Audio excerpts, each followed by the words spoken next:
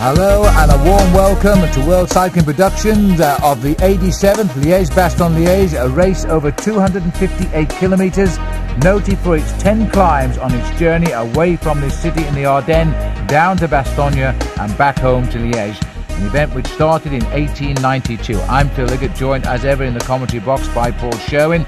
25 teams making the start this morning, 196 starters, and the day dominated for the moment by Mark Striel, who attacked after only 7 kilometres, and Paul built a lead at 25 minutes. But before we go out to the action, let's go back now to the start here in Liege. That was the Italian champion Michele Bartoli, as the riders come to sign in. Well, this is Michael Bogart, the Rabobank rider, who's a super favourite, I would say, for today.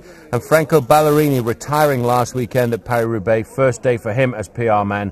Also, a big starter here, Francesco Casagrande, a huge favourite.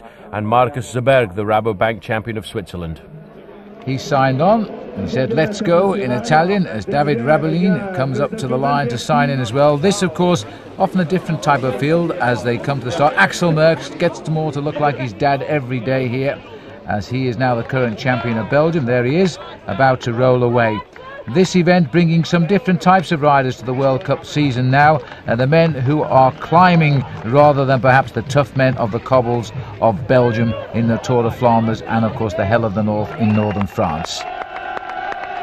A slight demonstration. Jean-Marie Leblanc, the director of the Society Tour de France and organiser of the great big race in July, and a lot of supporters in this area, because Jean-Marie comes from the north of France originally and has quite a few supporters on the far side of the border.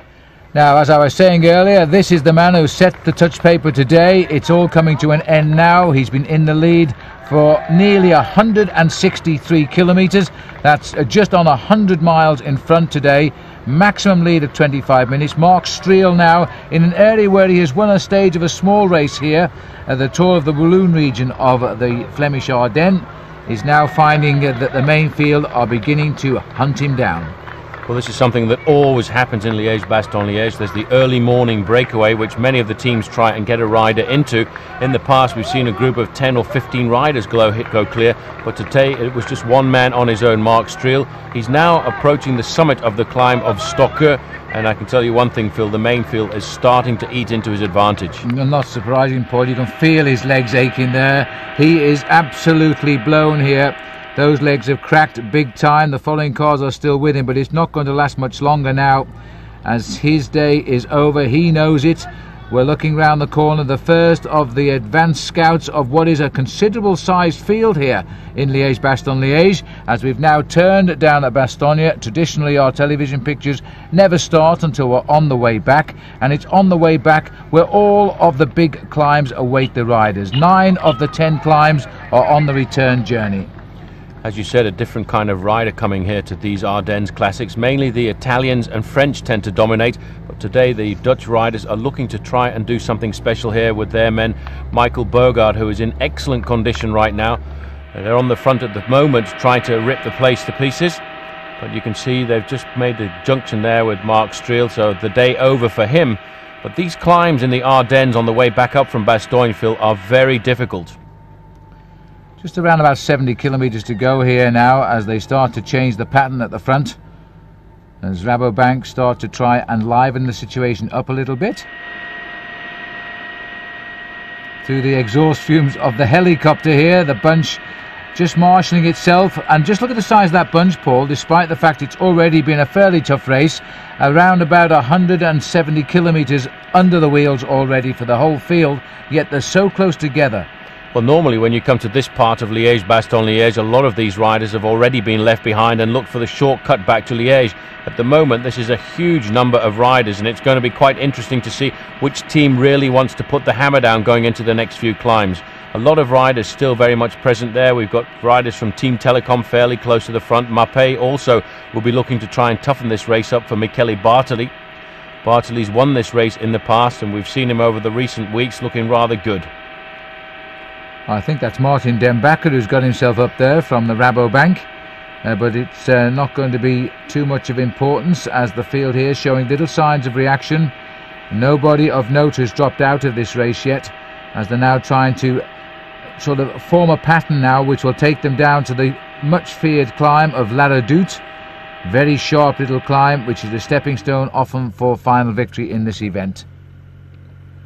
Coming off the back here, Ludo Dirksen, a man who was much more at home, Phil, on the flatter stages of the World Cup, like Paris-Roubaix and the Tour of Flanders, having a bit of difficulty here in the Ardennes climbs. Not as much as Mark Striel, who he passed there, the end of his big breakaways. He slips away for contention. You could see by the way he was caught, he had nothing left in those legs, totally empty. Unlikely now for him to finish this race. There's still far too far to go as the riders continue to press on. And that was Johan Museo, I think we just passed there, dropping off the back as well. Well, this is not a race that Johan Museo has very much shone in over the past. He had hoped to be putting in a good performance here, but we can see this is the Euskaltel team from the Basque country launching a man off the front at the moment, trying to reintegrate the two riders at the front of the race. Still a very huge main field at the moment, but this is the area where it's very strategic. This is where the hammer starts to come down, and in Liège-Bastogne-Liège in the past it's mainly been elimination from the rear, and we will find a group of riders only 25 or 30 men strong going into the really tough decisive climb of the Côte de la Redoute, but that's in a few kilometres time. That's after the beautiful little town of Remouchon, as now we can get up to Eddy Merckx here now. Oh dear me, listen to me, Eddy Merckx. This is of course his son Axel Merckx, who is riding very, very strongly, and considering that this man wasn't wanted to be a cyclist by his father, it was Axel's own choice. He has forced himself into a situation where he must always ride in his father's shadow, but I'll tell you what, he's a jolly good bike rider too. Up to the leaders now. This is the Euskaltel rider, Martinez, Alberto Martinez. The Euskaltel team pleasing the race organisers by taking part in the classic races towards the end of the World Cup season, because they're not the sort of team that feature well in the early season World Cup events. Well, it's a small team from the Basque region, sponsored by Euskaltel, and they are led by David Echevarria, who's ridden well in Liège-Bastogne-Liège before, which is why they've got one or two men off the front of the pack. They too will be looking for selection for the upcoming Tour de France, hoping that the small Basque team will have a presence when the teams are selected in the early part of May. Looking further down in the orange, that probably is David Echevarria. He'll be waiting till the latter part of the race. A lot of riders in these white jerseys of Faso Portillo on the attack right now, Phil. They are certainly looking to try and blow this race apart. The team manager, Giancarlo Ferretti, has always been a very good tactician, and the man here who's leaping out of the pack is one of the Spanish riders on the squad. Well, Faso Portillo with Francesco Grandi, the man who is probably the team leader here, if he can sort it out. That's Igor Gonzales de Galdiano, the brother of Alvaro. He switched across during the winter months to join this Italian-based team, and he's now got right up to Axel Merckx. Axel looks absolutely magnificent in the Belgian national champions jersey, and his dad was almost in tears when he commentated for the Belgian television on the day that Axel took out that victory. And there's big Axel Merckx trying now to get something on the move here. Those long thin legs of his. He's not a big winner, Merckx, but he is getting better every season, still continuing to develop. He got a great win last year in the Giro d'Italia, as well as getting the championship of Belgium, which pleased his father no end. Well, Gonzales de Galdiano has moved right up to the front here, and they've actually made the junction with the Telecom rider, Alberto Eli. It looks very much like to me at the moment, who was the man who went off on the front. This is Martinez of Euskaltel Euskadi. The orange jersey is becoming quite popular now at the front of many of the smaller bike races that we see in the northern part of Spain. Pays Basque is the area they're trying to advertise, the Basque country, a very popular area for professional cycling, and where some of the very top names of cycling have really come from in Spanish game. Well, this is Unai Echevarria making a little dig there, not the more famous team leader, David. Trying to get something going. He's done that before and then he's been taken over. Remember the flesh wall on? It was Unai who was in the move, and it was David who got in the prizes at the end. A quick switch towards the finish. Well, Telecom seem fairly interested in this event this afternoon, Phil. They're moving a lot of riders to the front part of the group. A rider there from Crédit Agricole, that might well be Bobby Julich riding towards the front of the pack. Julich looking really for some performances in this first of the very difficult one-day classics, Liège-Bastogne-Liège. Oh, the Telecom team, I've got two riders up here now, back here to Unai Echeverria. Looks as though he's had his racing cape on. He's taken the chance to snatch it off and put it over his back there. As the chase group here comes through. Now Cassie got the legs now to jump on, because this is the first time we've really seen of Liège-Bastogne-Liège today, beginning to splinter at the front, and it's a little bit later in coming today. Well, surprisingly enough, that group really didn't seem to put in an attack. It was more of one or two riders riding very hard over the summit of the climb, and it looks like they've very rapidly caught Martinez, who's on the back of the group right now, and I'm pretty certain that the Crédit Agricole rider who was up there and around there was in fact Bobby Julich, but I can't see him just now. Well, Mazzolini was tagged onto the back of this group, and there is a rider there from Once. I think it was Jörg Jaxt, the German member of the Once rider. And that little group now is building themselves up. It looks to be about 9 men strong here from the leaderboard. Yes, 9 men making the corner. And we've got one rider from Crédit Agricole who's got up there. Bobby Julich it is. And now this is nice to see Bobby testing legs. Important race for Bobby today. He said before the start, this is one of his test races to see how he was going. Koos Murenhout on the back. Farm Frites last year, now he's part of the combination of Domo Farm Frites this time. Well, that team now a lot happier than they were in the first couple of months of the season with that big win in Paris-Roubaix under their belts, but it's good to see Bobby Julich now riding at the front here in Liège-Bastogne-Liège, because he's had a very difficult time over the last couple of years with some very unfortunately timed crashes, and this year I think has got to be a very important year for Bobby Julich. He needs to confirm that he really is a team leader, especially when he goes through to defend his third place finish in the Tour de France a couple of years ago in the month of July, when he will have to lead up the Crédit Agricole team there. Well, this is the main field here. They're running at approximately 50 seconds, and that is all behind that little breakaway, which started with 6 riders and has been strengthened since with the arrival of Bobby Julich. And as Paul says, he needs a good result here, and he's trying to give it his best shot now. Bobby Julich here in second. Bobby Julich, Mika Bartoli here in second place at the moment. It's a bit strange really to see the riders from Fassa Portillo riding so hard on the front, because they've actually got a man in the leading group, Dario Frigo. They must be feeling very confident in the form of Francesco Casa Grande today, which is why they're trying to pull it all back together. But you can see Michele Bartoli there in second position, Phil. He's quite happy to sit there and let Fassa Portillo do the work. He knows that the big climb, the Côte de la Redoute, is a very important one, so he's staying close to the front and allowing other teams to do the work right now. A pacemaker there, I'm not sure that's what he was Ivan Basso. Stage win for him on the climb of Montferrand. Big steep finish in the Tour of the Mediterranean this year, but that's back in February. We've now moved on towards the end of April, as still we await the arrival of spring in Europe, and still the chill weather continues. Not the most pleasant of conditions, and this of course the classic that we call La Doyenne. It is the oldest of the classics. 1892 was the first time this was contested. David Brylant is the other rider in there for Domo Farm Frites. He's rather a strange career that he's had, because a couple of times he's had a very high hematocrit, and it was actually tested, and it's been shown that his hematocrit varies quite a lot, and in fact Domo Farm Frites brought him in after initially he rode for the Polmans team. He signed for Farm Frites and then was released because of that high hematocritic reading, but after investigation by the governing bodies he was brought back into the sport.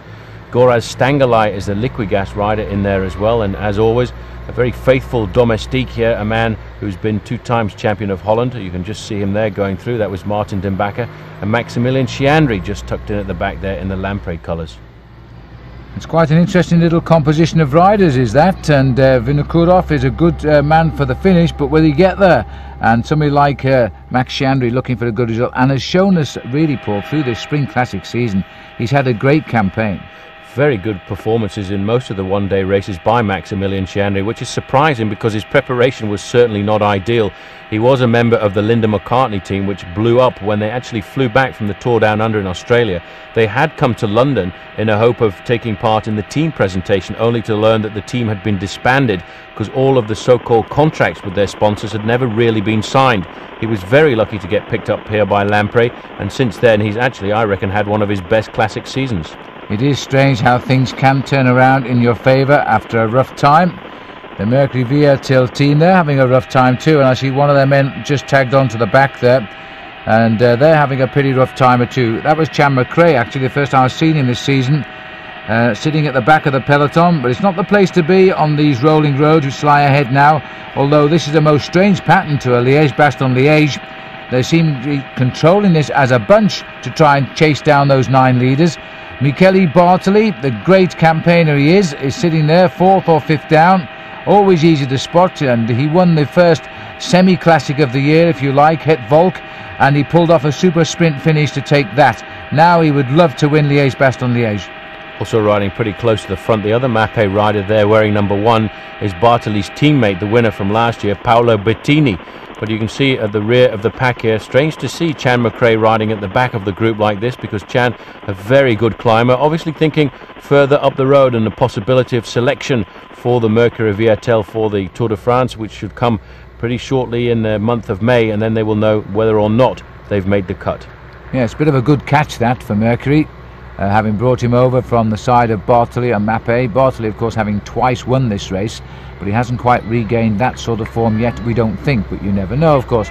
Anyway, over the top of the climb, this is the Sprimont, and the riders are now just trying to regroup after that little scramble up these short, sharp, but often very steep climbs here in the beautiful Ardennes part of Belgium. This is the French-speaking area, and we can race very quickly into Holland when we go down the banks of the Maas, but today we stay within the confines of Belgium. Man in the white jersey at the back there is Dario Frigo, the Once rider, and the group is actually a German, and that's Jörg Jacks. You can see this group is fairly businessman-like at the moment, many of them doing fairly hard turns at the front. There's Bobby Julich, 171. Looks quite comfortable for the moment, but you can see, looking back to the main field, Phil, that they are in a very long line at the moment, totally controlled by the Mappe squad, who are keeping their pressure very much on to try and make sure that Michele Bartoli can get to the climb of the Côte de la Redoute in ideal situation. Well, it would be absolutely great if Bobby Julich could get his form and have a great Tour de France, as he has done a couple of years ago when he finished 3rd in 1998. But that was the tours we know of, all the scandal, and maybe he wants to feel that he can do a ride again against all of the opposition. Matthias Kessler is the Telecom rider there in the pink jersey. He's another rider who's really coming to the fore over the last couple of months. There's the two, there's the complete breakaway now from the air. 3, 6, 9. It looks like 11 riders there now, so a couple have got up from the back here somewhere. And I think Kessler must have been one of them as they continue to chase. This race fragmenting a little bit at the front, but there's still no decision being made. They're not getting away at all just now. We're talking of seconds across the whole field. This is the main field again. Still plenty of them here at the back of the race too. A little bit of scrabble to keep themselves on course. The Leaky Gas team led by David Rebellin here at the back.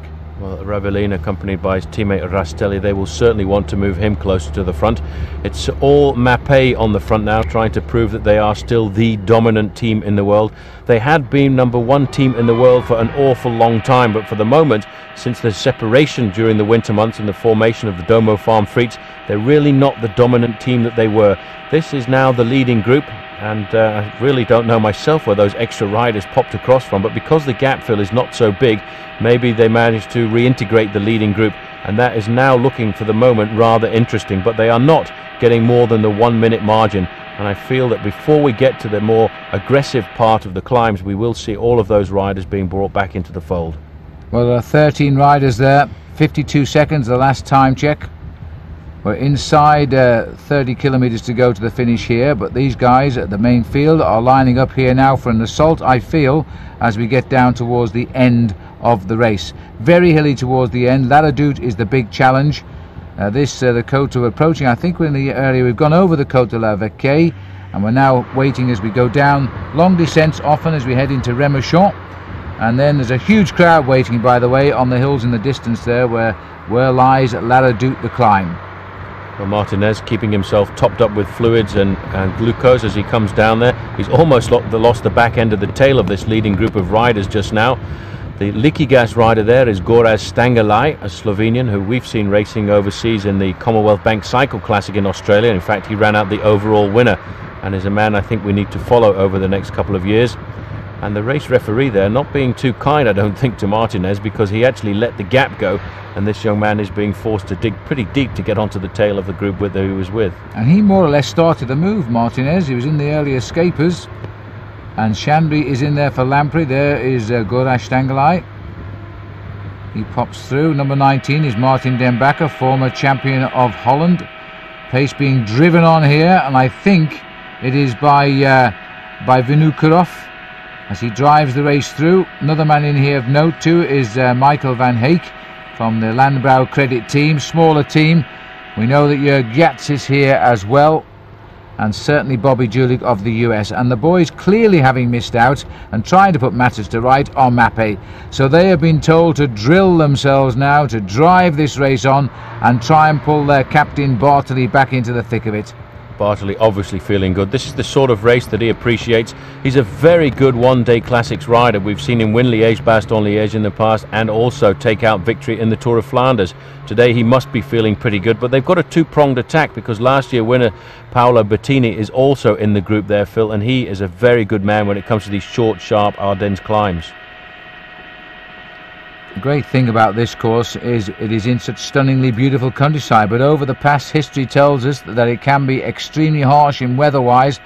We've had snow at this time of the year, and I can remember the year that Bernard Hinault won this. He won it by such a long way, one of the few to survive back in 1980 in terrible snowstorms. The man was made of iron to survive that bitterly cold situation. Well, I have to agree to that because I started that race and only did about 80 kilometres. People were abandoning all over the place, and Hinault at certain times was riding through 4 or 5 centimetres of snow. He was a real tough man, and if I remember correctly, I think only 15 riders finished on that day. Well, that just proves too that you don't have just to be a man of great talent to win races. You have to be a man of great presence as well. Well, here we are now. We're in Remouchon here at the moment, looking for the start of the climb of La Redoute over the cobble streets. They often have a little criterium around this section of the course, but that's all done and dusted now this weekend as we continue down. Now, when they turn right, Paul, under the bridge, and the road will kick up. Well, this is the very sharp There's start, the crowd. and you can see the crowd coming out to Cote de la Redoute. The people know that this is a very important strategic part of Liège-Bastogne-Liège, and in fact, Phil, you see they're moving out the neutral service vehicles there right in front of that group, and the main field are really right on their tails. I think what's going to happen here for the moment is we'll have the main field just catching these guys as the climb starts to kick up in earnest. Well, that's what the team cars think, because it's everybody out and scamper to the front, because the bunch are coming through quickly, anxious to get onto the slopes of La Redoute, right on the tail of a breakaway of 13. This is a breakaway which sort of got itself together with around 70 kilometres to go over the Moulin de Ruy, and then consolidated on the Côte du Rocher and the Côte de la Vecque. And now, as we start the climb of La Redoute, it could well come together, and there is a bunch of 65 riders chasing, Paul. That is a huge gap at this stage, a huge bunch at this time of the race. That really is a huge bunch of riders coming into the Côte de la Redoute, because we're not really that far from the finish, and I would have expected only 20 or 30 riders to be in with a chance of winning right now. I'm sure we will see Michele Bartoli bolting out of that group from behind, but it's a different colour of jerseys on the front now because there are a lot of Rabobank riders. Marcus Zerberg is a rider there in the red jersey. Axel Merckx is on the left hand side there, looking pretty comfortable himself, and Michele Bartoli in the second line at the moment in the tricolour of champion of Italy. But look at the way the riders here. That, by the way, is a mainline expressway on the left of us. It's become a huge parking lot today, and I think, Paul, in all honesty, that's the most number of cars I've seen watching the race from there. Absolutely huge. Normally the police are out on a day like this to stop people stopping on the auto route there, and today they may well have just given up because there are so many people want to see this part of the course. Eddy Merckx now is moving right into the centre of the picture. On his tail, the man who last year was his teammate on Mappe, Michele Bartoli. Bartoli knows that the most important part of this climb is around about the last 500 metres when it really kicks up, and they're not too far behind the leading group now of 13 riders. Julik up there in second, third position right now. Well, it has to be said, this will be a very painful pace to pick up at the main breakaway here. There's the champion of Belgium, the champion of Italy, and the champion of Switzerland right there in the first two lines, stamping their authority. We're getting up to the steepest part of La Redoute here. It kicks up to about 25%, and it looks as though Albertus at the back here, the Euskaltel rider, Alberto Martinez, in a spot of bother here, and it also Van Heek is rocking and rolling a little bit at the tail. Here comes the Express. Look at the tempo of Merckx here as he just keeps this race going. It belies just how steep that climb is, and I am amazed to see so many riders holding the wheels here. Absolutely huge. I'm not quite sure why Axel is riding so hard on the front, because he doesn't have a teammate in the group that he should be working for. The two Rabobank riders fairly close to the front are, in fact, there's Michele Bartoli. He's moving to the front. Didn't want to get boxed in there now as we approach the summit. 1 kilometre to the summit of the climb. Decker and Bogart for Rabobank are both in there as well. Well, who would want this lot to go down to the finish in Liege? It's time to break them up, perhaps, as Michele Bartoli, twice a winner of Liège-Bastogne-Liège, and he's now trying to break them up. He did it in 97 and 98. That was when he was absolutely flying, and then came the nasty crash in the Tour of Germany, which has put him on the sidelines for a while. But he's coming back now, perhaps. Well, he had a hard time. He's not actually caused that much damage looking back there, Phil. It's not the Michele Bartoli of before his accident, because there's hardly any riders have been dropped so far. He's now sitting up. He's seen that the damage hasn't been done just yet, but somebody else certainly must come over the top. And I think Eddy Merckx had just recovered there to launch a counter-attack. And that's a brief encounter of the leaders. They're just about hanging on there. They're thinning out rather dramatically, but they're still hanging on to the lead. And certainly up front is Vinokourov, Dembacker and Frigo, Stangley, and I think Dave Bryant's mixing it too. The others have been dropped. Well, the white jersey there of Fassa Portillo must surely be Francesco Grande. Seborrhea will be the rider from Euskaltel in the orange jersey. But for the moment, there's no major splits happening at the rear end of this group.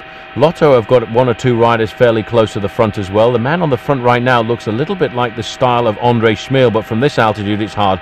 Bartoli tries again. Another acceleration from Michele Bartoli. Crouches over on the bottom half of his handlebars and gives it his best shot, but they're after him. They're scurrying now. This is a big pressure time now. They know if they can hang on to Bartoli, they might be in a winning move. Once over the top of this, into the lanes, and a little bit of a descent. Then we head over towards the Cote de Sprimont and then the Cote de San Nic as we head for that, and that could be the decisive move today, Paul, the Cote de San Nicola. I think the Cote de San Nicola is a very difficult climb put in at the end of this bike race to split them up on the run in towards the finish. And in fact, once again, Michele Bartoli, Phil, does not have the legs. He accelerated there, but these guys very easily responded to that acceleration. That's Bogert there in the orange and blue jersey of Rabobank. He's trying to kick up as well, but not the great explosive attack, because we've still got a lot of riders at the front. The black and yellow jersey there, I would expect to be Davide Rebellin of the Liege team. He has a teammate in the front group, but still a lot of riders in this main field today. And still nothing doing to snap the elastic, because this is a huge field.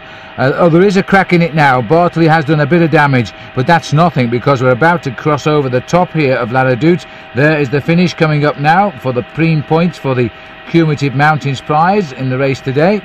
And that's not enough, that gap. That field will come back. We are still going to have this big bunch here. There's still a group ahead, by the way. There's 6 of them left now. I've got the names for you. It is Bryant, Mazzolini, Stangley, Denbacker, Vinokourov and Dario Frigo. They're the leaders. Well, that is in second position. That is Francesco Grande, using a huge gear over the summit. We're well over the summit of the Côte de la Redoute right now, as we get a chance to look at the front of the bike race. Now this is Dario Frigo accelerating here, and right on his tail is Vinokourov. Vinokourov is a rider who came across from a small French team, has become an integral part of the big Deutsches Telekom squad, and a man who at one time many people thought would be a challenger for a high place in the overall standings at the Tour de France. Very solid bike rider is Alexander. We've known him since his days as an amateur with Kazakhstan. We seem to turn up everywhere he turned up, and he's learning to speak a few words of English. That looks like it's Gorash Stangley and Martin Dembaka. This is the selected little group that's still pushing on here. Eddie Mazzolini. Bryant's there in the grey jersey of Domo Farm Fridge. Stangley sitting on the back. This group has split up somewhat, and one man who is missing is the man who was wearing the green shorts of Crédit Agricole, Bobby Julich. Now that is a surprise, because this is the sort of climb that Bobby Julich should not have got caught out of, because he is an excellent climber. Normally in the Tour de France we see him rivaling the greats. Yes, Julich was left there as the riders started the climb of La Redoute. For some reason he may have thought that the race was going to break up and come forward and save his energy. Well, he's gone back now, and so too have other names like Max Chiandri and Jörg Jatsk, left by these 6 men who are pressing on. Well, Julich should have accompanied them, Phil. Looking further back, these are 3 riders who were dropped. That's Koos Moerenhout sitting on the back. The rider from Telecom must certainly be Kessler, and the other man is Van Heek, the rider from the small Belgian squad. They will hope to try and reintegrate the front, but I can tell you one thing, the main field is boring down upon these guys right now. Well, we're getting a time check of 50 seconds, and that is to the 6 front runners. These 3 are locked in between. No sign of what's happened to Julich, Jatsk and Chiandri, which will complete that breakaway. I believe they've gone back into the bunch, but not yet too certain about that. This is the back of the field anyway, hanging on to the tail there for grim death, hoping that things will work out better later on, is Garcia Alonso from Spain, on his new team this year, the CSC World Online team from Denmark. Team that is looked after at the moment by Alex Peterson, but really the overall general manager is Bjarne Riis. There's a split. There's the leading group of 6. A little bit further down the road we get a chance to see the chasing group of 3 riders. Now they're around about 25 seconds behind at the moment, and I would say if we looked just a little further down the road we would see the arrival of the main field. 3 more riders coming through, and the main field can't be too far behind them. Then the first 3 riders, Paul, in fact are still Julich, Jatsk and Chiandri, so they have been dropped by the 6 leaders, but not as far back as the other 3 we've just seen. And our camera bike we can see down there is filming the second group of 3 on the road, so Chiandri, Jatsk and Julich are still ahead. They've got a hard drive to try and get themselves back up. The next small climb, the Cote de Sprimont, is not really much of a climb. It's just sort of a false flat on this main road back down towards Liege. The next most difficult climb really is the one of the Cote de San Nicola, which the riders will come up towards the town of Ans. But in between there is a nasty climb called the Cote de Saint-Ilmont, and that is where I think we will see the big action coming, and that's where a couple of years ago Michele Bartoli jumped away for a lone victory. Well, there's a lot of racing being done by the peloton. I can't ever recall a La Redoute climb like that one. Very strange climb today. They never quite got on to the group of what was 13, but that group of 13 is split up now. And we're looking down on the field, a massive field here, still containing, I would think, 60 bike riders as they try to pick up the remnants of the breakaway. We still have 6 men solid though at the front. Well, this is the town of Sprimont, and as they come out of this town of Sprimont they'll climb up the slight incline which is known as the Côte of Sprimont. It's not very much at all, but it's enough to hurt the legs if you've just dragged your body over the Côte de la Redoute. I look up the road here to try and see where the leading group is, and I think we may well see that Chiandri's group has managed to reintegrate. Well, they haven't for the moment. They're probably not very much more than 15 or 20 seconds behind. So this is Dario Frigo, Alexander Vinokurov, Dembaka, Stangley, Mazzolini, Bryant's tagged onto the back there, and these are the 6 riders up in front. We know now that Chiandri, Jatsk and Julich are chasing, and maybe 200 metres behind. They may take the chance on this climb. This is a main road climb. You can see the top when you start the climb from the bottom. There it is, up through the trees and the houses. This is Dave Bryant on the right here. Number 19 is Martin Dembaka. They've come over the top of La Redoute. We're in the area of 25 kilometres from the finish here. Crowd enjoying every minute of it. 3 are chasing, and as far as we know, everybody else swept up now by the big field.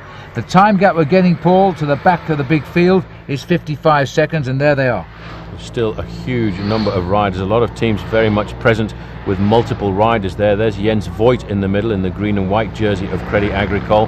He won't want to ride too much on the front because he'll be thinking that Bobby Julich is going to reintegrate the leading group of 6 and make a group of 9 riders. Bartoli, though, very attentive. Paolo Bettini is the small rider there in the white jersey, out of the saddle at the moment. Last year's winner, still riding very much to the front. And on the left-hand side, we've got the teammates of Maximilian Chiandri, the Lampre riders, keeping the front of the main field covered. Axel Merckx now moved to the back of the peloton, assessing exactly what is going on today. He gave it the tempo at La Redoute, did nothing at all to alter the race situation, so he's now taking a breather at the back of the field. As we look here now at the figure of Dario Frigo, star this year, Paul, isn't he? Having a great start to the year with a win in Paris-Nice. Very good, very dominant ride in Paris-Nice with a brilliant time trial win up the Col d'Ez, and he's certainly turning out into a very solid rider, maybe a star for the future.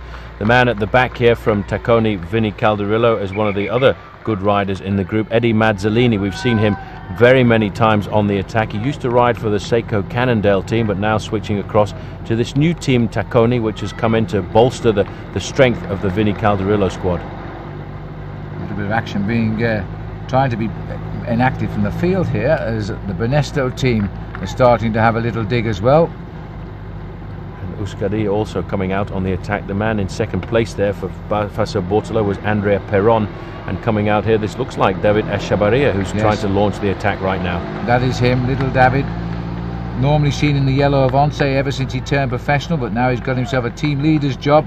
Such is his progress in Euskadel Euskadi. He was the year he turned professional, he was the amateur champion of Spain. He's a very good sprinter, but he's surprising us. He looks like a sprinter, but he is developing into a really good single-day rider, and as we've seen, a stage race winner as well.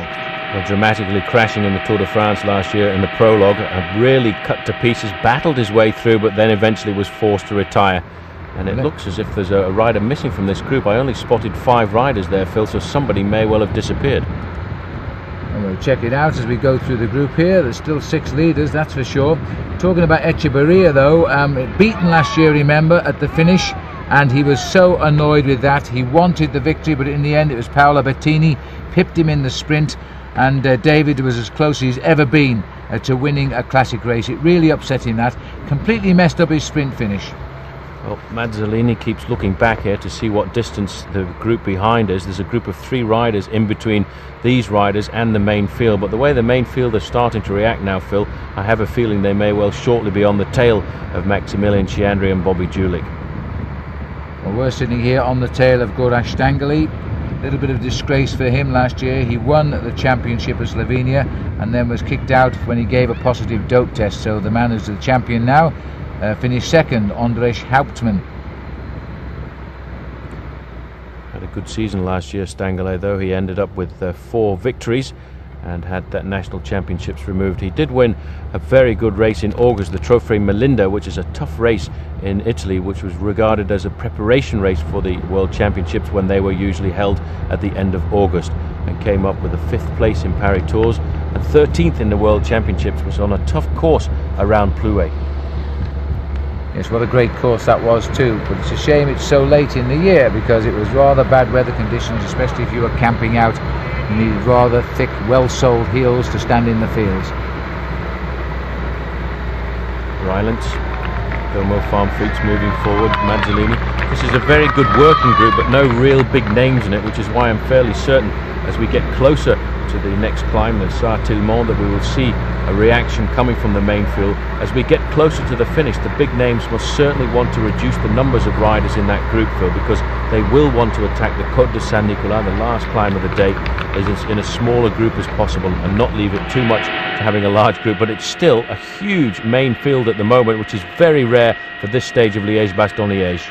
There's going to be some riders in here, I would think, feeling very pleased with their day's work so far because they're still in with a chance of victory in this round of the World Cup. We will take the World Cup series to its close next week in Holland with the Amstel Gold Race, and because of the disease spreading through farmlands of Britain known as foot and mouth, which is affecting the cattle there is still a doubt that that race will actually go on, and so let's hope it does. But anyway, here we are now with the main field here. The race leader in the World Cup, by the way, as of today, is Roman Weinsteins. Weinstein's getting that from his third place in Paris-Roubaix last week, but he's going to have a hard time defending his title here because he hasn't actually started the race. Johan Museo did. He's one of the last riders on the back of this group at the moment.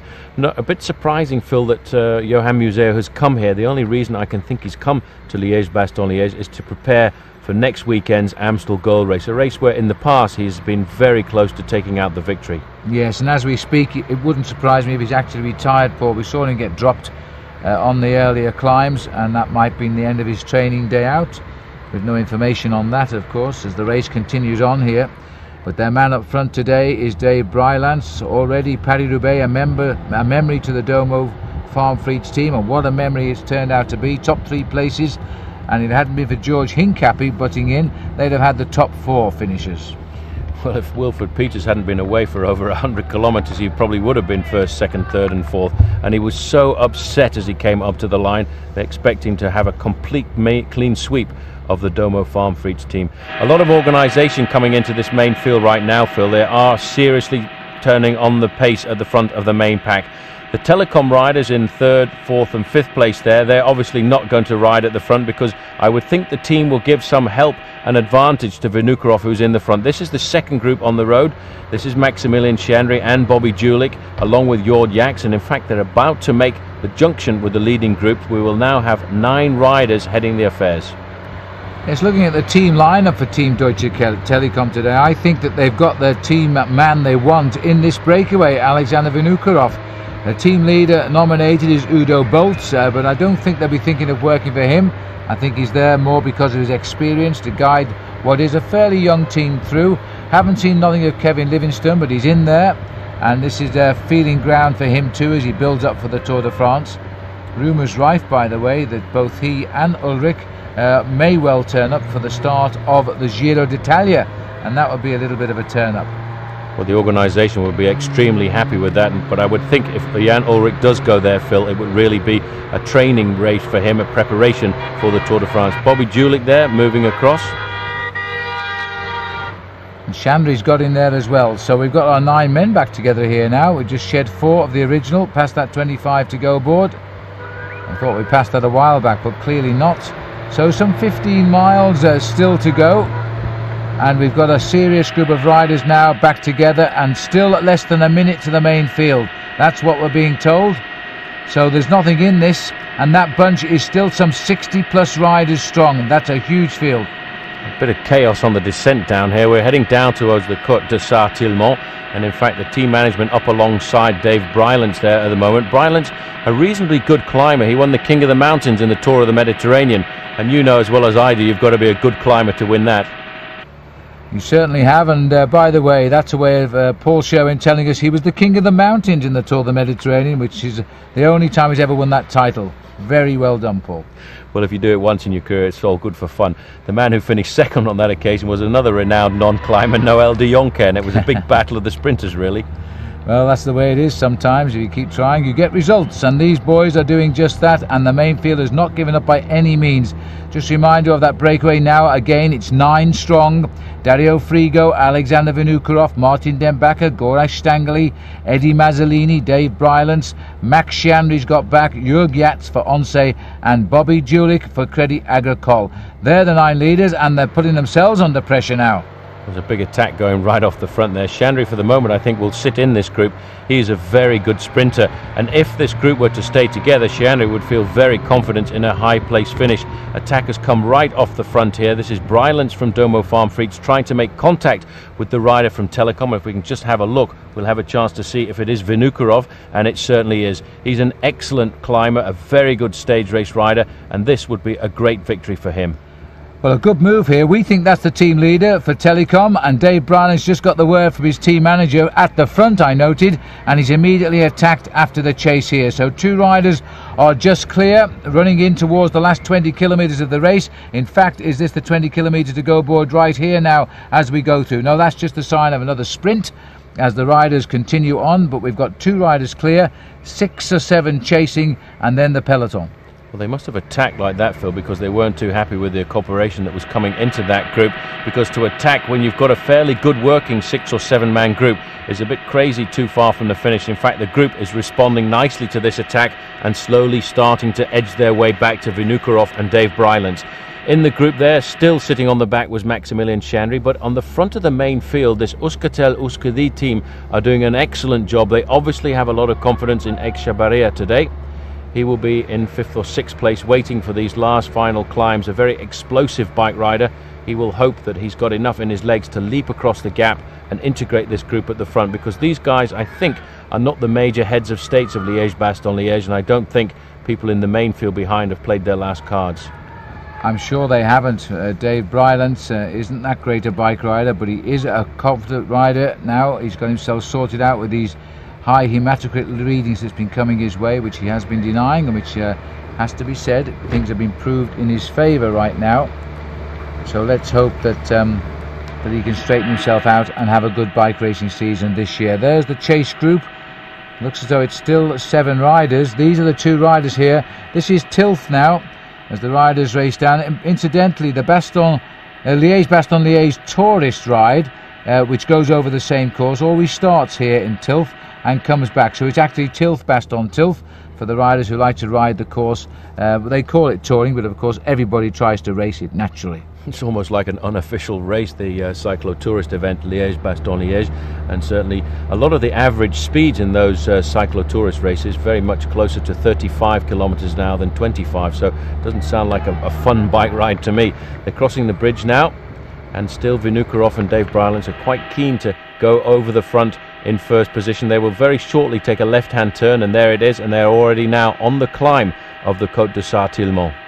And there's somebody who's got themselves in the chase there, unless the camera's just pulled off one rider, but it looks like one man is trying to come across and catch up with these leaders on the Cote de Tillemont.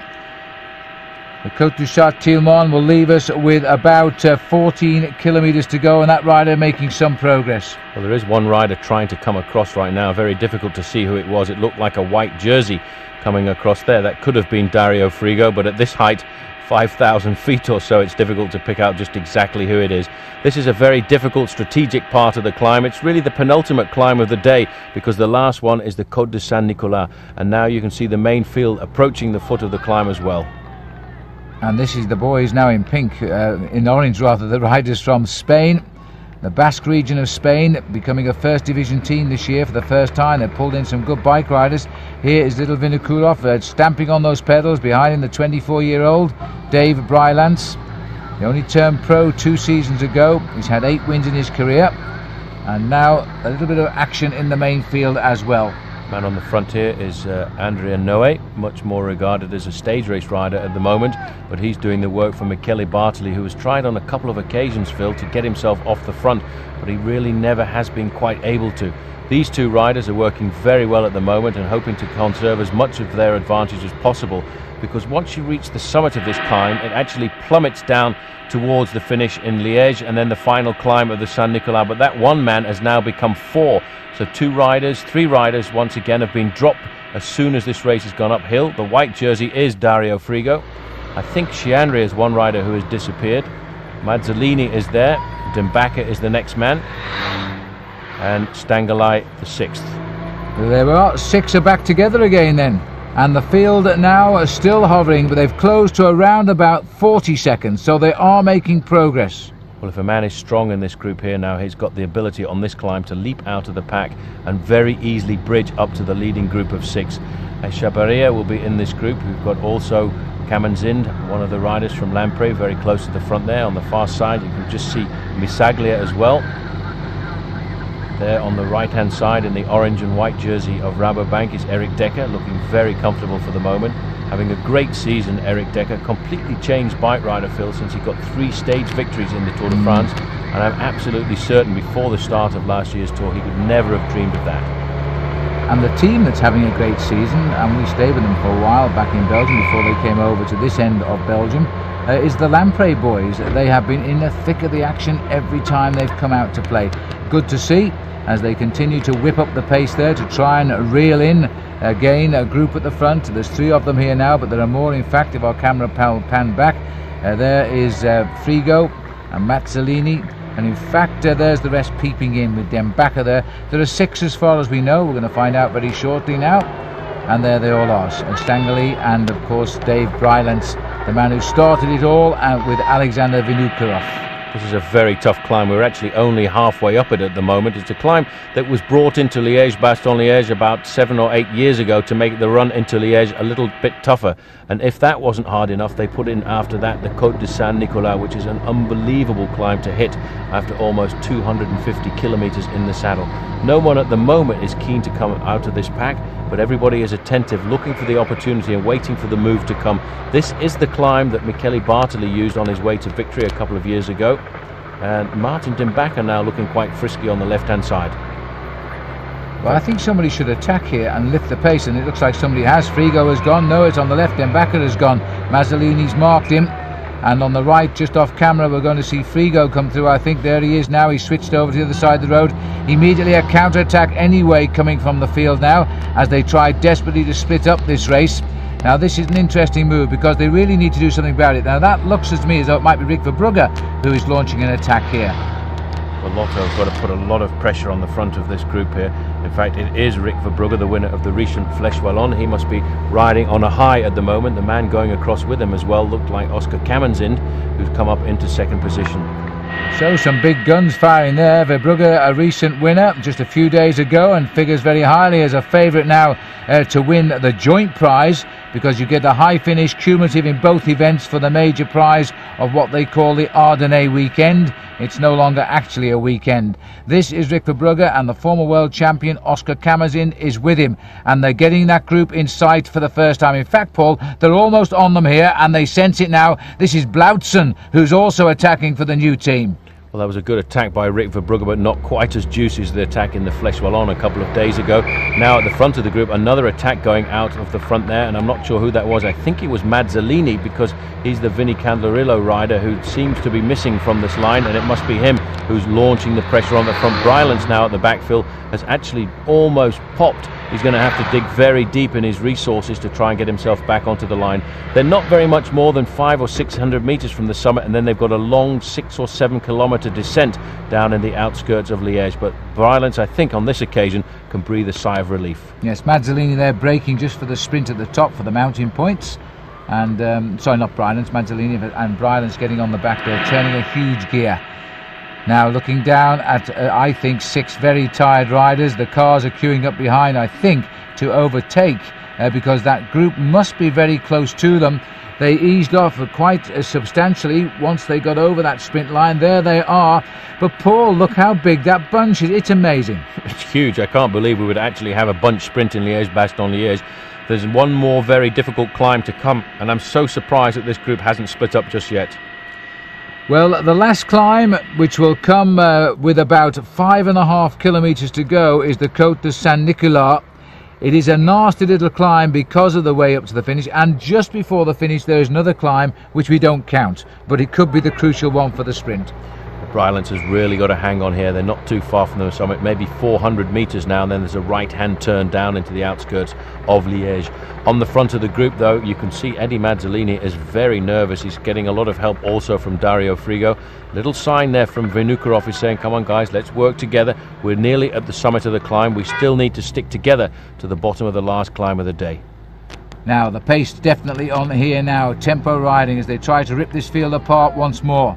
Well, this is Alex Zuller riding in his new Team Coast jersey at the front, launching the attack as well, trying to show his jersey off for the first time. We've really seen him at the front, although he did as well have a very good Paris-Nice. But they are now, Phil, slowly but surely edging much closer to the leading group of 6 riders.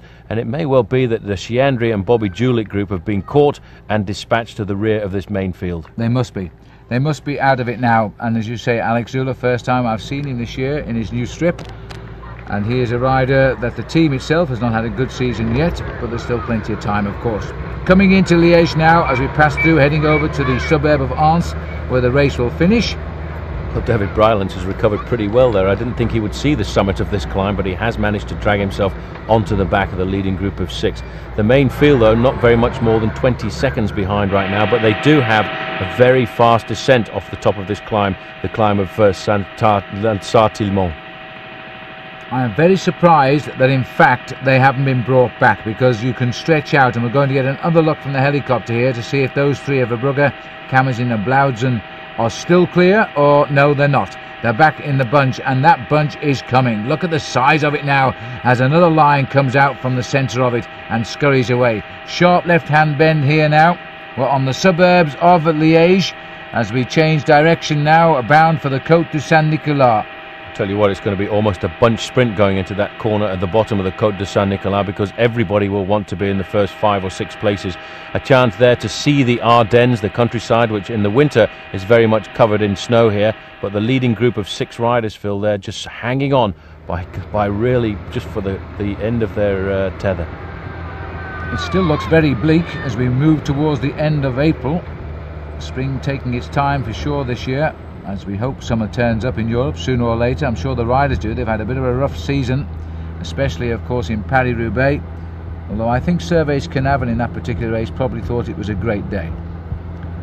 Servais Carnavon taking advantage of being in an exceptionally strong team. It's a pity that George Hincapie wasn't on that day, because he was a very strong bike rider. There is the main field there, Phil, almost in the same straightaway right now, so for the leading group of 6 it is almost all over. The television helicopter popping forward there, because this is a very rapid descent, touching around about 80 kilometers an hour down here at the bottom. They will take a left-hand turn. They've got about 3 kilometers before they then hit the very difficult right-hander at the bottom of the last climb of the day. Well, it's going to be showdown there, Paul, because it cannot be a bunch sprint. They can't survive that climb of the Cote de San Nicola without somebody's got to have the legs to break away from that group, if not 6, 7 or 8 or maybe 10 of them, but they've got to get away from the group.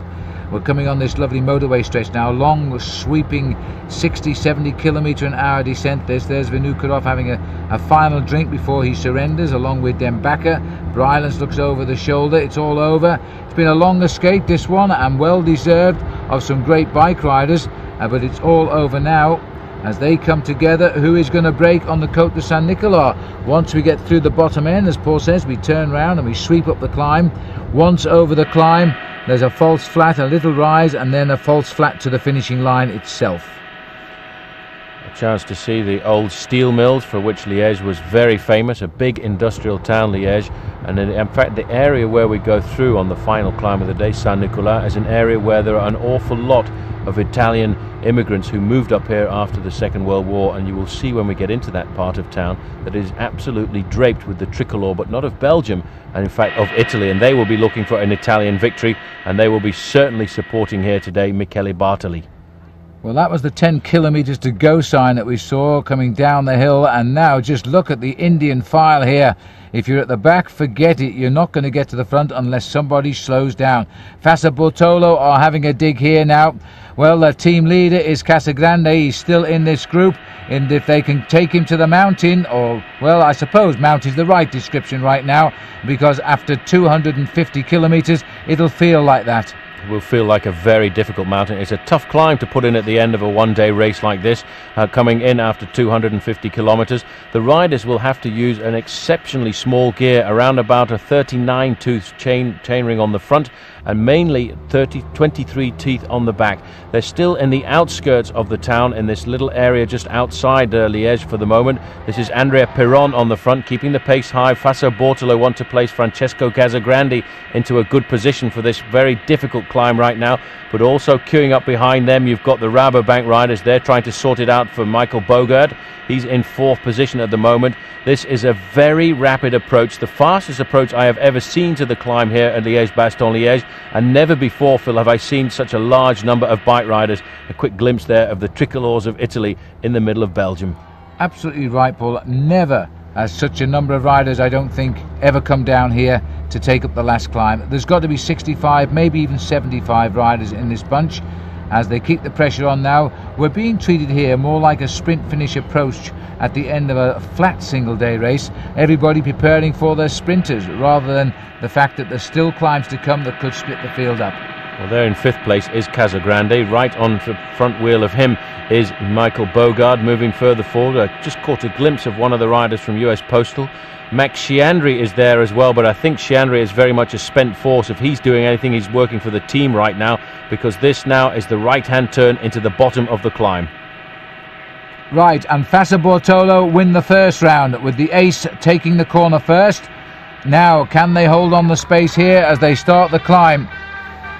This is going to be hard. The Italian flags are flying for Michele Bartoli and Francesco Casagrande. Eric Decker is the man from Rabobank now taking up the chase, but he must be working for the team. The sign there indicates just 1 kilometre to go to the summit, but it is an unbelievable 1 kilometre. Decker has the front now. I think it was Ivan Basso for Faso who just peeled off the front, having done all he could. As they start to queue up behind now, there's a Lampre rider there in 4th wheel, but Casagrande is in the 3rd wheel position, I think, just now, as they start the climb up towards the top of the San Nicola. And there is at last a split in the field, and the rider from Telecom there is right in the middle of no one's land. He's been swept away. Well, there's a rider in there from Euskadi. I would bet my last dollar that is Echebarria. In 2nd position there is Michael Bogart. There is Francesco Casagrande in the white. On his shoulder is Oscar Kamenzind. Moving forward as well is the Liquigas rider, who I would have to think is Davide Rebellin. Echebarria is the man putting the hammer down. Look at this attack then by little David. 2nd last year, wants to go one better this time around, and he has gone with a great determination. A little check over to see what he's got. That looks like Casagrande and Rebellin, who is climbing back up to him. So they are the riders bringing what appears to be a split of some 9 riders now. Look at that, Phil. At the bottom of this climb there were 65 riders. We're down to just 10% of that right now. You can see we're almost reaching the difficult part of the climb. Echebarria digging deep. He wants to blow this race apart. Casagrande has responded perfectly. Coming up there is David Rebellin in 3rd. Michael Bogart there in 4th. Just tucked onto the back there is Oscar Kamenzind. This is the decision. Francesco Casagrande's going again. So he's taken one look at the face of Echebarria, which looked to be a mask of pain. He's taken up the running now. He's got to get away here, Casagrande, because he won't match some of these guys in the sprint. Bogart's not a bad finisher. Asked Lance Armstrong in the Amstel Gold Race a couple of years ago. And now we've got Casagrande sitting on the front here.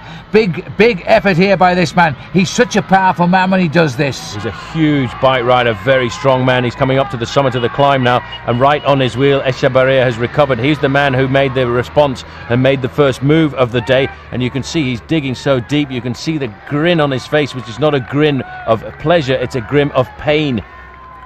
Well, hats off to Echebarria. I don't know how he found the legs really, but over the top of the climb, Casagrande will not like when he looks over his shoulder. He has certainly David Echebarria, and that's got to be the familiar sight of David Rebellin also crossing the gap. Not too sure whether the others are just below our picture or not, but 3 guys certainly clear now, and we're looking at about 4 kilometres to go. Well, Echebarria there really made a super response. That's Oscar Kamenzind responding there to try and pull himself up, and on his tail I would expect to see the shadow of Michael Bogart, and I think they're going to make the junction as we speak. 5 riders now leading the last 3 kilometres of Liege-Bastogne-Liege, and there they are, they've done it. Michael Bogart taking up the rear. Ooh, this is a dodgy little corner. It certainly was, and Bogart reacting there to a switch by Kamenzind, but react he did onto the little cobble section here. Again, the big crowd watching the finish of a World Cup Classic race. I think we've got the first 5 clear now. They've cracked the elastic of that huge field that was coming to the bottom of the climb of the St. Nick. And now we've got Oscar Kamenzind, former world champion. Casagrande saying, come and give me a hand. Well, why should they? He's the one doing all the attacking, and they're waiting for the sprint. Well, he's looking for work. He wants these riders to stay off the front, because you know the group is not too far behind. They've only just come away over the top of that last climb, and it was only 1 kilometre long, so their advantage can't be very much more than 15 or 20 seconds. Michael Bogart, though, is very prepared to come to the front and do a bit of pacemaking as Francesco Casagrande takes up 2nd position. This is a big chance now, but it's still quite a long way to go, and there's a long drag up to the finish line. And Bogart, one has to say, is now a man who is riding so well this year. He has won himself 6 races coming into this event. He's on form, and that's the best start of the season I think he's ever made. And now we're over the top of that climb, as still we see now other riders trying to get on terms. Well, these two riders have been left behind somewhat. They're trying to ride up into the leading group of 6, but this is the most important part of the bike race. Number 11 as leader of Rabobank is Michael Bogart, and he will be thinking about winning this event. He's tried in the past so hard to win Liège-Bastogne-Liège. It is, after all, the oldest of all the classics and one that everybody knows about. It's not all flat, and that's the view from underneath our helicopter here as we're looking down on 5 riders. David Echeverria and David Rebellin, by the way, were in the result last time out. Well, a year ago, Rebellin finished 3rd, and he was just pipped by Echeverria. And they were both beaten to the line, of course, by Paolo Bettini, who's not here now. Well, these are all men of Liège-Bastogne-Liège, because in fact 2 years ago Michael Bogart was 2nd in Liège-Bastogne-Liège, and he would certainly like to go one better than that. A lot of nervousness in the front. Echeverria going forward there. There's indicators at the side of the road showing just 2 kilometres to go to the finish line right now. Echeverria wants to get revenge for last year as he moves down the line. Yes, you're right about Bogart, Paul. A couple of 5th places as well in previous races, so he knows what it's like to get up here. And he's in the 5th position at the moment as they continue, these 5 men. They might just about hang on. There we are, 3 kilometres to go. They're saying 21 seconds to the chase. The little climb at the end, the Côte d'Ance, and this one really isn't mentioned in the programme, but believe me, it has so often decided this race when we've had a small group like this. But if you've got good legs, you can jump away here, but you need the acceleration of a sprinter. That's something that Francesco Grandi does not have. The only way he can get away from this group of riders right now, Phil, is to ride them off his wheel, and I don't think he's going to do that because these men are like men possessed at the moment. Echeverria finished 2nd last year. He wants to win this year. Davide Rebellin is also a man looking for the victory, and at the back, the Dutchman, you always have to watch out because they are very crafty riders when it comes to sprinting out at the end of a breakaway. And little Echeverria does not want the lead here. They put Camazin over to the right, and Cassadine says that's a good wheel to follow because he's noted Camazin's going to give it a try on the right of the road. And I think this is a false start here by Camazin. He sat up at the kilometre to go, and now Casagrandi's got him where he wants him. This is going to be a sprint, I'm absolutely certain now. These guys are looking over their shoulders. If they look back down the main road, they'll know, Phil, how far the groups are behind. 31 is the leader of Faso Portillo. Looking further back, this looks like one of the riders from Faso Portillo coming out of the group right now, and I think this might be Raimundo Rumsas. Well, it could well be, and he is a man coming to the fore, and UT for him now, an attack now, and this is a real ripper, and he's gone this time through, and this is an attack by Casagrande. Casagrande has gone, he's made it a full-out effort here. Now, he's been locked on by Oscar Camazin, because Camazin's got his back wheel, and he's going to sit there because he's got reason to rest. He's got no rush from the back there. Rebellin now coming slowly up. I think he's gone far too early, Paul. Well, his only chance was to surprise these riders. He knows that. He doesn't have a great sprint. Rebellin as well, a man looking for revenge, because he too, Phil, finished 3rd last year. It's still a huge group behind trying to get away, but you see the main race is here at the front. These 5 riders are getting nervous now. They're looking back because there is a very large group coming up to the finish of Liège-Bastogne-Liège, and it can't be very much more than 15 or 20 seconds. Casagrande now is getting nervous. You see the man at the back, though, that is Bogart. He is not nervous at all. He's trying to keep himself calm. As we look down the road, they're safe, but there are 2 riders just coming across. And one of those is certainly Raimundo Rumsas from Lithuania. As the attack again comes from Cassadine. You've got to take your hat off to this man. He's hit them 3-4 times. He knows he's got to get away, and he's so annoyed now. Every time he attacks, they mark him. I don't really know what he expects them to do, but again, he's launched an attack, and Oscar Camazin is watching him, and this could be a great result for Camazin, you know, because he is a man too who is overdue a big win. But now they force Casagrande, the favourite of the group, to make the run first. Now Camazin, a good sprinter. Echeverria should finish this off. He hasn't got it. Camazin is coming clear for the victory, and Rebellin is pipping. Rebellin has also pipped Echeverria on the line. Well, that is a turn of the buck, and Casagrande will be so fed up with that result. Well, they really gave him a hard time there. This is the rest of the main field coming in, and it's such a huge main field coming in for the sprint there, being led at the moment by Marcus Seberg. And in fact, the Once rider, Mark Serrano, he will get over there, I think. No, he won't. Rumsas has pipped him, so Serrano will be 5th. And look at that, Eric Decker bringing over the field. Well, that is a remarkable move there by Eric Decker, just ahead of his own teammate Marcus Seberg. But what a brilliant performance there by that man who came out with the victory, Oscar Camazin. Not a great day for Axel Merckx, but at least he showed off the Belgian tricolour.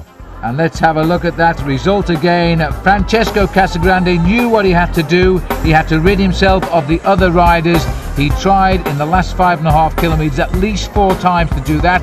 It didn't work out. He was forced to lead out, and then Oscar Camazin somehow managed to hold off David Revelin and Echeverria. By the way, Echeverria in finishing 3rd was 2nd last year. Revelin was 3rd last year.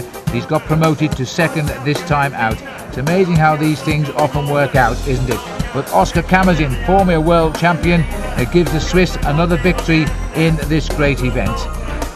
And that's how he did it. The Swiss have done pretty well over recent years, with Mauro Gianetti winning in 1995 and Pascal Richard, the Olympic champion, winning in 1996. And 5 years on, up comes Oscar Camazin.